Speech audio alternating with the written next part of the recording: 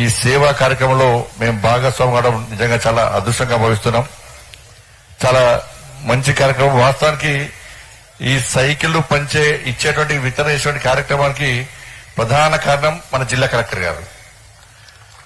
బేటీ బచావో బేటీ పడావో కార్యక్రమంలో నేను సిపి గారు గౌరవ కమిషనర్ గారు కూర్చున్నప్పుడు ఒక 100 సైకిల్స్ ఇచ్చినప్పుడు మంచి ఫీడ్బ్యాక్ వచ్చింది. అప్పుడు అందరం కలిసి కూడా గర్ల్స్ కి ఇవ్వాలని చెప్పి బేటీ బచావో బేటీ పడావో స్కీమ్ కింద గర్ల్స్ కి ఇవ్వాలని చెప్పి ఆ రోజు అనుకున్న తర్వాత మళ్లీ ఆలోచన వచ్చి గర్ల్స్ తో పాటు బాయ్స్ కూడా 10th క్లాస్ చదివేటువంటి ప్రతి ఒక్కరికి ఇచ్చే ప్రయత్నం చేద్దామని చెప్పి ఆలోచించిన తర్వాత ఈరోజు పార్లమెంట్ కరీంనగర్ పార్లమెంట్ కాన్స్టిట్యున్సీ లో గవర్నమెంట్ స్కూల్లో చదువుతున్నటువంటి దాంతోపాటు శిశు మందిర్ స్కూల్లో చదువుతున్నటువంటి 10th గర్ల్స్ బాయ్స్ కి అందరు కూడా ఇవాళ సైకిల్ ఇవ్వాలని చెప్పి ఆ కార్యక్రమాన్ని ఈ రోజు ప్రారంభించుకోవడం చాలా సంతోషంగా. ఇది ఏది ప్రభుత్వ స్కీమ్ కాదు, నేను సొంతంగా డబ్బులు ఇవ్వడానికి నేను కోటీశ్వరి కాదు. ఇది సిఎస్ఆర్ ఫండ్స్. పెద్ద పెద్ద కంపెనీస్ తో మాట్లాడి వాళ్ళు ఏదో పని కోసం మా దగ్గరికి వచ్చినప్పుడు మీ డబ్బులు ఉండడం ముఖ్యం కాదు, మీ ఫండ్స్ కూడా సమాజానికి ఇచ్చే ప్రయత్నం చేయండి, 10 మందిని ఆదుకునే ప్రయత్నం చేయండి అని చెప్పి నేను రిక్వెస్ట్ చేసిన తర్వాత మురళి గారు, అదేవిధంగా రాము గారు, చారులకొండ శ్రీధర్ గారు వాళ్ళు ముగ్గురు స్పందించి తప్పకుండా పేద విద్యార్థులకు సైకిల్స్ ఇవ్వాల్సిన బాధ్యత మా మీద ఉంది కాబట్టి ఇస్తా అని చెప్పి వారికి ముందుకు వచ్చింది. కాబట్టి వారికి వేదిక ద్వారా ప్రత్యేకంగా కృతజ్ఞతలు తెలియజేస్తూ ఇలా ప్రభుత్వ పాఠశాలలు అంటే నిజంగా ప్రభుత్వ పాఠశాలలో చదువుకోవడం అదృష్టవంతులు మనం. ఎందుకంటే బీడీలు ఎంఈడీలు పెద్ద పెద్ద డిగ్రీలు చేసినటువంటి ఉపాధ్యాయులు మా ప్రభుత్వ పాఠశాలలో చదువు చెప్తా ఉంటారు. అటువంటి పాఠశాలలో వాళ్ళు చదువుకోవడం అదృష్టంగా భావించాలి. పేదరికం ఎప్పుడు దేనికి అడ్రాదు. ఇవాళ మీ తల్లిదండ్రులు ఏ విధంగా వాళ్ళు చదివించడానికి మిమ్మల్ని పోషించడానికి ఏ విధంగా ఇబ్బంది పడుతున్నారో ఆ ఇబ్బంది నుంచి వచ్చిన వాడే మీ పండించండి. నేను కూడా అదే ఇబ్బందులు పడ్డానే. నాది కూడా పేదరిక కుటుంబమే. మా తల్లిదండ్రులు కూడా మాకు భోజనం పెట్టడానికి చదివించడానికి మమ్మల్ని పోషించడానికి అనేక ఇబ్బందులు పడ్డ విషయం నాకు గుర్తొచ్చి మీ దగ్గర నుంచి వచ్చిన వ్యక్తిని కాబట్టి, మీలాగా కష్టపడ్డ వ్యక్తిని కాబట్టి, మీలాగా పేదరికం నుంచి వచ్చినటువంటి వ్యక్తిని కాబట్టి వాళ్ళ పేదల బాధలేంది, పేద విద్యార్థుల కష్టాలేంది తెలుసుకోబట్టే ఈరోజు ఆదుకునే ప్రయత్నం వీళ్ళు చేస్తా ఉన్నాను. నేను కూడా కాపువాడలో పుట్టినా, కనీసం తిండికి లేకున్నటువంటి పరిస్థితి. ఉదయం లేచి శాఖకు పోవడం, తర్వాత దేవాలయానికి పోయి దేవుని మొక్కోవడం, తర్వాత శిశుమందిర్ పాఠశాలకు పోవడం, కనీసం తిండి ఉంటుందా లేదా అన్న పరిస్థితి. ఎందుకంటే మా నాన్నగారు కూడా ప్రభుత్వ ఉపాధ్యాయుడు, మా అమ్మగారు కూడా ప్రైవేట్ స్కూల్లో పనిచేసి కష్టపడి మమ్మల్ని చదివారు వాళ్ళందరూ కూడా. కాబట్టి ఎక్కడ ఎన్ని ఇబ్బందులు వస్తే కూడా మా తల్లిదండ్రులు ఎప్పుడు మేము బాధపడలేదు. ఇవాళ మీరెట్లా కష్టపడి చదువుతున్నారో అప్పుడు మేము కూడా అదే స్థాయి నుంచి వచ్చాం కాబట్టి వాళ్ళ పేద విద్యార్థుల ఇబ్బందులు తెలుసు, కష్టాలు తెలుసు. కాబట్టి ఇవాళ 10th క్లాస్ చాలా ముఖ్యం. ఉదయం స్పెషల్ క్లాసెస్ ఉంటాయి, సాయంత్రం స్పెషల్ క్లాసెస్ ఉంటాయి. మనం పాఠశాలకు ఆటోల్లో పోలేని పరిస్థితి, గ్రామాల్లో ట్రాన్స్పోర్టేషన్ సరిగా లేని పరిస్థితి. కాబట్టి ఉదయం క్లాసులకు వెళ్ళాలంటే లేట్గా పోతాం, క్లాసులు మిస్ అవుతాయి. ఈవినింగ్ ఇంటికి రావాలంటే చీకటి అనేది చాలా ఇబ్బంది వస్తుంది. డ్రాప్ అవుట్స్ ఎక్కువ అవుతున్నాయి. కాబట్టి ఇలా ఎట్టి బస్సులో ఈ విద్యార్థులను ఆదుకోవాలనే ఉద్దేశంతో ఈ సైకిళ్లను అందించాలని చెప్పి ఒక లక్ష్యాన్ని, ఒక సంకల్పం తీసుకుని ఈరోజు సైకిళ్లను అందించే ప్రయత్నం మనం చేస్తా ఉన్నాం ఇవాళ. దీని ద్వారా వచ్చే సంవత్సరం ఇంకా అడ్మిషన్స్ పెరిగే అవకాశం ఉంటుంది. అడ్మిషన్స్ ప్రభుత్వ పాఠశాల అడ్మిషన్స్ పెంచాలన్న ఆలోచనతో కూడా ఈ కార్యక్రమాన్ని తీసుకోవడం జరిగింది. ఇలా ఫలితాల విషయానికి వస్తే గౌరవ కలెక్టర్ గారు చెప్పినట్టు గతంలో ఉత్తమ ఫలితాలు ప్రభుత్వ పాఠశాల ద్వారా మాత్రమే వచ్చినాయి. మనం ఎక్కడ కూడా ప్రభుత్వ పాఠశాల 1, 1, 1, 2, 2, 3, 3 ర్యాంకుల కోసం పనిచేసే పాఠశాలలు ప్రభుత్వ పాఠశాలలు కాదు. ప్రభుత్వ పాఠశాలలో చదువుకున్న విద్యార్థుల యొక్క చదువు సమాజానికి అందించాలి, దేశానికి ఉపయోగపడాలని చెప్పి ఒక లక్ష్యంతో ఒక ఆదర్శంగా ముందుకుపోయేటువంటి ప్రయత్నం మనం చేస్తా ఉన్నాం. ఇవాళ మనం వేదిక పెద్దలే మనకు నిలువెత్తు ఉదాహరణ. ఇవాళ మన గౌరవ కలెక్టర్ గారు ఇలా ఒరిస్సా నుంచి వచ్చి వారు అసిస్టెంట్ ప్రొఫెసర్ గా జాబ్ చేస్తూ కష్టపడి సివిల్స్ ప్రిపేర్ అయ్యి వాళ్ళ కలెక్టర్ గా వచ్చినంటే నిజంగా ప్రజల యొక్క మనస్తత్వాలు తెలిసినటువంటి వ్యక్తి కాబట్టి వాళ్ళ కరీంనగర్ జిల్లాను అన్నింటిలో ముందుకు తీసుకునే ప్రయత్నం చేస్తున్నటువంటి గౌరవ జిల్లా కలెక్టర్ గారే నేటి ఈ బాలికలు బాలలు అందరూ కూడా ఒక రోల్ మోడల్ కలెక్టర్ గారు.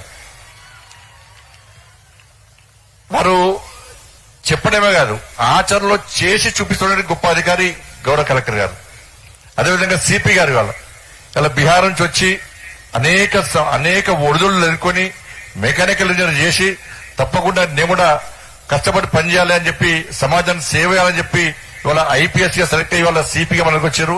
వారు కష్టపడి ఒక క్రమశిక్షణ గల కుటుంబం నుంచి వచ్చిన వ్యక్తి ఇవాళ సిపి గారు. ఎందుకంటే వాళ్ళ నాన్నగారు కూడా ఆర్మీ అధికారి కాబట్టి ఈ దేశం పట్ల సమాజం పట్ల ఒక అంకిత భావంతో పనిచేసినటువంటి అధికారి కాబట్టి అటువంటి కుటుంబం నుంచి వచ్చినటువంటి అధికారి కాబట్టి వీళ్ళందరూ మనకు రోల్ మోడల్. వీళ్ళందరూ కూడా మనం అంబేద్కర్ చూడలే, వివేకానందన్ చూడలే, సర్దార్ పటేల్ చూడలే, అటల్ బిహారీ వాజ్పేయిని మాత్రమే చూస్తాం మనం.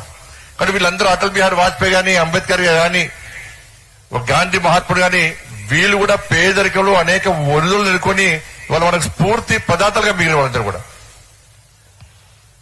వాళ్ళ అంబేద్కర్ గారి చరిత్ర తెలుసు. సమాజం చిన్న చూపు చూసినప్పుడు కూడా, అంటరాను చూసినప్పుడు కూడా ఎలాంటి వసతులు లేని పరిస్థితుల్లో, ఎలాంటి సౌకర్యాలు లేని పరిస్థితుల్లో సమాజం చీదరించుకునేటువంటి ప్రయత్నం చేస్తున్న పరిస్థితుల్లో ఎక్కడ వెనుకడుగు వేయకుండా ఇవాళ మనందరికీ స్ఫూర్తి పదార్థంగా ఒక ఆదర్శ మూర్తిగా నిలిచినటువంటి గొప్ప వ్యక్తి బాబాసాహెబ్ అంబేద్కర్. ఇవాళ మీ అందరికీ సమస్యలు తీర్చడానికి ఆ అంబేద్కర్ స్ఫూర్తిగా తీసుకొని పాలిస్తున్నటువంటి మోడీ గారు మీకున్నారు. ఇలా నేటి విద్యార్థుల సమస్యలు తీర్చడానికి, మీకు ఎలాంటి కష్టాలు లేకుండా మీ అందరిని చూసుకోవడానికి నరేంద్ర మోడీ గారు ఉన్నారు. కానీ మా కాలంలో నరేంద్ర మోడీ గారు లేరు మాకు. అందుకే ఇబ్బందులు పడ్డం. మీ ఇబ్బందులు తీర్చడానికి మాత్రం నరేంద్ర మోడీ గారు ఉన్నారు. ఇందులో విద్య పట్ల ప్రత్యేకమైన శ్రద్ధ వహిస్తున్న వ్యక్తి నరేంద్ర మోడీ గారు. ఇలా గత ప్రభుత్వాలు ఇవాళ కేవలం విద్యకు 68,000 lakhs 68,000 lakhs మాత్రమే, 68,000 కోట్ల రూపాయలు మాత్రమే ఇవాళ విద్యకు కేటాయిస్తే ఇవాళ నరేంద్ర మోడీ గారి ప్రభుత్వం, కేంద్ర ప్రభుత్వం 1,28,000 కోట్ల రూపాయలను ఇవాళ విద్యకు కేటాయించి విద్య పట్ల ఏ విధంగా శ్రద్ధ వహిస్తుందో. ఇవాళ కేంద్రీయ విద్యాలయాలు గాని, సైనిక స్కూల్స్ గాని, నవోదయ పాఠశాలలు గాని, ఏకలవ్య పాఠశాల గాని అన్ని సౌకర్యాలతో ఒక మంచి విద్యను అందిస్తున్నటువంటి ప్రభుత్వం మన కేంద్ర ప్రభుత్వం. కానీ ఇటువంటి పరిస్థితుల్లో మనందరం కూడా వాటిని ఉపయోగించుకోవాల్సిన అవసరం ఉంది. ఇలా విద్యను అభ్యసించడం, స్థానిక భాష ద్వారా విద్యను అందించడం, పాఠశాల నిర్వహణ అంతా కూడా రాష్ట్ర ప్రభుత్వాల పరిధిలో ఉన్నప్పుడు కూడా వాళ్ళ జాతీయ విద్యా విధాన విషయంలో చట్టాన్ని తీసుకొచ్చి ఇలా ప్రజల్లో పడ్డ విద్యార్థుల కూడా అంకిత భావంతో పనిచేసే మంచి ఆలోచన కల్పించాలనే ఉద్దేశంతో నరేంద్ర మోడీ గారి ప్రభుత్వం కష్టపడి పనిచేస్తున్న విషయాన్ని మనం గుర్తుంచుకోవాల్సిన అవసరం ఉంది. అందుకే మీరు విద్యార్థులందరూ కూడా ఇవాళ సైకిల్ ఇవ్వడం ముఖ్యం కాదు. ఈ సైకిల్ దేనికోసం ఇస్తున్నామంటే మీరు కష్టపడి చదువుతారు. ప్రభుత్వ పాఠశాల విద్యార్థులు తలుచుకుంటే ఏ విధంగా ర్యాంక్స్ వస్తాయి, ఏ విధంగా ఉత్తీర్ణ శాతం పెరుగుతుందని చెప్పి ఒక లక్ష్యంతో పనిచేయాలని చెప్పి ఉద్దేశంతో మాత్రమే వాళ్ళ సైకిల్ ఇస్తున్నాం. మీరు కష్టపడి వాళ్ళ 10th, ఇంటర్, డిగ్రీ అనేది చాలా ముఖ్యమైనటువంటి పరిస్థితులు అవన్నీ కూడా. అటువంటి పరిస్థితుల్లో మనందరం కష్టపడి పనిచేయాలి, చదవాలి. మనందరూ కూడా మీరు కష్టపడి తల దించుకొని మీ పుస్తకాలు చదివితే భవిష్యత్తులో తలెత్తుకొని సగర్వంగా తిరిగేటువంటి పరిస్థితి మీకు వస్తుంది. దాన్ని మనం గుర్తుంచుకోవాలి. వచ్చే భారత భవిష్యత్ అంతా కూడా ఈ బాలలేదన్న విషయాన్ని మనం గుర్తుంచుకోవాలి. కానీ ఇటువంటి పరిస్థితుల్లో మనందరం కూడా ఈ కార్యక్రమాన్ని ఇతంతో ఆపం. ఇది మోడీ గిఫ్ట్. ఏంటిది? మోడీ గిఫ్ట్. నెక్స్ట్ అతి త్వరలోనే మోడీ కిట్స్ కూడా ఇవ్వబోతున్నారు. మీ అందరూ కూడా ఎల్కేజీ నుంచి 7th క్లాస్ 6th క్లాస్ చదివేటువంటి విద్యార్థులందరూ కూడా మోడీ కిట్స్, బ్యాగ్, మంచి బ్యాగ్, దాంతో పాటు నోట్ బుక్స్, పెన్సిల్స్, ఒక స్టీల్ వాటర్ బాటిల్, ఇవన్నీ కూడా అతి త్వరలోనే ఈ సైకిల్ కార్యక్రమం తర్వాత ఎన్ని వేల మంది అయితే అన్ని వేల మంది, ఎన్ని లక్షల మంది అయితే అన్ని లక్షల మందికి కరీంనగర్ పార్లమెంట్ కాన్స్టిట్యున్సీలో ప్రభుత్వ పాఠశాలలో చదివే విద్యార్థులందరూ కూడా మోడీ కిట్స్ ఇవ్వడం కూడా మేము ప్లాన్ చేస్తున్నాం. ఎంత వీలైతే అంత తొందరగా కూడా అవి కూడా ఇచ్చే ప్రయత్నం చేస్తాం. కాబట్టి ప్రభుత్వ పాఠశాలలో ఇప్పటికే ఎక్కడ సమస్యలు వచ్చినా నా వంతు సహకారం అందిస్తున్నాం. పాఠశాలలో కనీస సౌకర్యాలు కల్పించాలనే ఉద్దేశంతో మనం ముందుగా ప్రయత్నం చేస్తున్నాం. ఇటువంటి పరిస్థితుల్లో ఇలా ప్రభుత్వ పాఠశాలలో చూస్తున్న విద్యార్థులందరూ కూడా దేనికి వెనుకడుగు ఓడకుండా వాళ్ళ భవిష్యత్తులో నేను ప్రభుత్వ పాఠశాలలో చదివినటువంటి ర్యాంకు పొందినటువంటి క్రమశిక్షణ గల విద్యార్థిని అని చెప్పి గల్లా ఎగరేసుకొని తిరిగే పరిస్థితిని మనం తీసుకురావాల్సిన అవసరం ఉంది. ఇలా మీ తల్లిదండ్రులు అనేక ఆశలతో మేము చదివిస్తున్నారు. ఇంట్లో ఈ ఇబ్బంది ఉన్నా కూడా తిండికి లేకుండా కూడా కూలీనాలు చేసుకొని ప్రైవేట్ పాఠశాలలో చదివించే స్తోమత లేకున్నప్పటికీ ఇవాళ ప్రభుత్వ పాఠశాలలో మిమ్మల్ని కష్టపడి చదివిస్తున్నారు. నా పిల్లలు ఒక కలెక్టర్ కావాలి, ఒక డాక్టర్ కావాలి, ఒక ఇంజనీర్ కావాలి, లేకుంటే సమాజానికి ఉపయోగపడే చదువు కావాలి, భవిష్యత్తులో మమ్మల్ని పెంచి పోషించే స్థాయికి రావాలని చెప్పి ఎన్నో ఆశలతోని మీ తల్లిదండ్రులు ఇవాళ కలగన్నారు. మీరు దాన్ని దృష్టిలో ఉంచుకోవాలి. మనం చదువుతున్నప్పుడు మన పేరెంట్స్ మనకు గుర్తురావాలి. అరే మా నాన్నకు బట్టలు లేవు, మా నాన్న కూలి పని చేస్తాడు, మా నాన్న లేబర్ పని చేస్తాడు, మా నాన్న పొలం పని చేస్తాడు, మా నాన్న ఆటో నడుపుతాడు, మా నాన్న రిక్షా నడుపుతాడు. మా ఇంట్లో తిండికి కష్టం ఉంది, కానీ ఏ రోజు కూడా మా నాన్న వచ్చి నీకు తిండి కష్టమైంది బిడ్డ, నీకు తిండి పట్టడానికి కష్టమవుతుంది, నేను చదువుకోవడానికి కష్టమవుతుంది అని చెప్పి ఏ రోజు మన నాన్న వచ్చి మన అమ్మ వచ్చి మన గారు చెప్పారు. ఆ విషయాన్ని ఒక్కసారి మనం దృష్టించుకోవాలి. మనం చదివేటప్పుడు ఎస్ మా నాన్న ఇంతకని మా నాన్న మా అమ్మ ఇంత కష్టపడి చదివిస్తున్నారు, వారి తెర వెనుక ఎంత ఇబ్బందులు పడుతున్నారో, ఎన్ని కష్టాలు పడుతున్నారో మాకు చూపడతలేరు. ఇలా మనం కష్టపడి చదివిస్తున్నారు కాబట్టి వాళ్ళ కోసమన్నా వాళ్ళ ఆశలు నెరవేర్చడానికి వాళ్ళ కళలను తీర్చడానికి మనం ఒక సంకల్పం తీసుకొని ముందుకు ప్రయత్నం చేస్తే అందరికంటే సంతోషపడేది మన తల్లిదండ్రులే. దాన్ని దృష్టి ఉంచుకోవాలి. ప్రతిసారి మళ్ళీ చెప్తున్నాను, నేను ప్రజా సంగ్రామ యాత్ర చేసేటప్పుడు పేదల కష్టాలేందో తెలుసుకున్నాను. ఇవాళ నేను వాస్తవానికి పార్లమెంట్ సభ్యునిగా గెలిచిన అంటే నాకు 50% ఓట్స్, 50% ఓట్లన్నీ కూడా ఎల్కేజీ నుంచి పీజీ వరకు ఉన్నటువంటి విద్యార్థులు వాళ్ళ పేరెంట్స్ తో నాకు ఓట్లు ఇచ్చారు. నాకు ఎన్నికల తర్వాత ఒక అధికారి వచ్చి కలిసి నాకు అధికారి ఎన్నికల తర్వాత వచ్చి అన్నకు చిన్న సంఘటన జరిగిందని అన్నాడు. ఏంటిదని నేను అన్నాను. పోలింగ్ ఈవినింగ్ 3 to 5 అందరూ కూడా అన్ని పనులు చేసుకొని వచ్చి ఓటింగ్కి వస్తారు. ఆ అధికారి వచ్చి నాకు ఏం చెప్పిందంటే, ఒక 80-70 ఏళ్ల ముసలం వచ్చింది, ఆ ముసలం వచ్చి ఓటైనాక వచ్చింది, అప్పుడే కరెంటు పోయింది, ఆమెకు కనబడతలేదు, వచ్చి నా పువ్వు గుర్తు కనబడతలేదు ఏందయ్యా అన్నదట.